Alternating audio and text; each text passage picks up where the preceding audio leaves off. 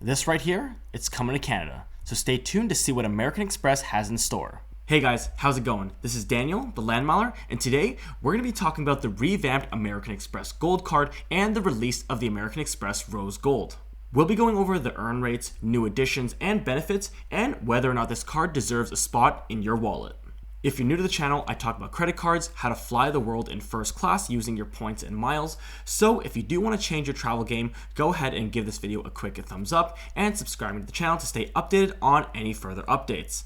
So looking back a few months, American Express had done a variety of different changes on a lot of their consumer cards, and one of this included removing the American Express Personal Gold Card from any further applications. While some of us might have thought this would have been the end for the Personal Gold, I didn't think that a card so iconic as one of their flagship cards would just suddenly disappear into thin air. Well, the Personal Gold is coming back, and coming back in fashion, as it'll be released in its metal version, akin to the ones that they currently have in the US. And if you know anything about the US game, you would know that there was a limited time opportunity for those using the Personal Gold card to get their cards switched out into a Rose Gold. Well, there's no need to FOMO any longer, because come October, both the Gold and the Rose Gold will be available for Canadians. But is this card even worth applying for? Or is it just going to be a vanity piece of metal that you show off in front of your friends? Let's find out, starting with the new earn rates. If we look at the current earn rates on the Personal Gold, we earn 2 points per dollar on groceries, gas, drugstores, and travel, and 1 point everywhere else. With the new cards coming out in October, the earn rates are going to be unchanged. We'll discuss in a bit how this system kind of plays into the Amex ecosystem, but as of right now, there aren't going to be any changes to this card's earning potential. The worst news though, the annual fee is going to increase up from $150 to $250 per year, which is a $100 increase. This annual fee now matches the US Gold's annual fee at $250.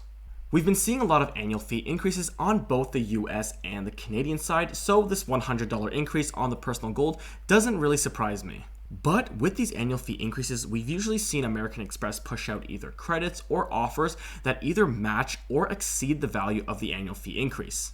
Well, what are some good things that are coming out of the Amex Gold besides these sexy ass metal cards? Let's start with a $100 travel credit being offered on the Amex Gold. Previously, the only card that had a travel credit was the Personal Platinum at a $200 credit per year, and also the very old Amex Aeroplan Reserve, which I don't think many people had just because the annual fee was too high. Essentially, every membership year, you can book travel on the Amex Travel Portal and get a $200 credit back. This will now be the same for the Amex Gold, but instead of $200, you're getting a $100 credit per year. Since the travel credit does match the increase in the annual fee, we can say that it somewhat effectively does offset that difference in charges. If you're an existing holder and you're wondering whether or not you can double dip before your annual fee increases, unfortunately this credit will only be available for you once you pay your next annual fee. The next new benefit to the card, and this is where I think you're actually getting value if you're not forking out those luxury card annual fees from either American Express or one of the big 5 banks. We'll start with the less interesting one in that you'll get a free membership to Priority Pass, which is valued at $99 USD, but it doesn't come with any lounge passes, so if you're trying to get into one of these lounges, it will cost you $32 USD per visit.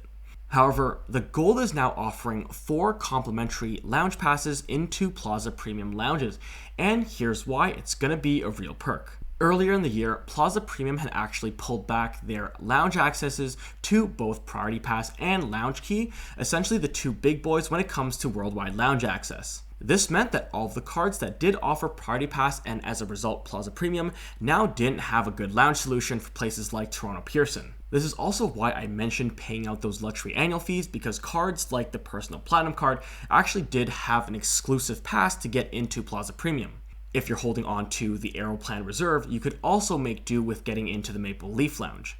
But for those who feel that those luxury cards are a little bit too rich for their blood, the American Express Personal Gold card now will get you into that Plaza Premium Lounge. Moving on to the insurance side of things, the Amex Personal Gold will now offer a trip cancellation insurance. Now, this probably won't see used too often, but it's still a good to have in case you're trying to use that 2x multiplier to book trips on your Amex Gold. Last but not least, the Amex Gold is offering a $50 Nexus Credit to either apply or renew your membership on the Trusted Travelers Network. So, if you've ever been to places like Chicago or New York where the security lines are notoriously slow and you see a bunch of people wander off into a terminal where there's literally no line, well, you would have wished you applied for Nexus, and this credit will make it even more convincing to get. And did I mention that the card was metal?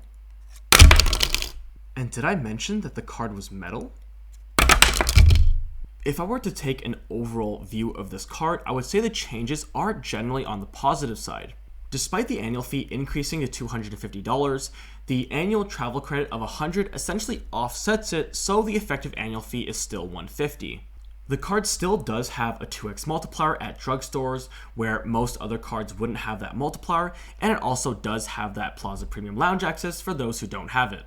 The Nexus credit I would say is somewhat negligible, just because a lot of different cards like from TD or CIBC either have the equivalent version of that credit or an even better one. The same goes for that Priority Pass membership, especially because cards like the Scotiabank Passport offer both a free membership and a handful of free lounge passes. But I think the question we need to ask is, how does the Gold and the Rose Gold play into the Amex ecosystem, especially when we compare it to other American Express cards? And really, the easiest comparison that we can make is to compare it to everyone's current favorite card, the American Express Cobalt card.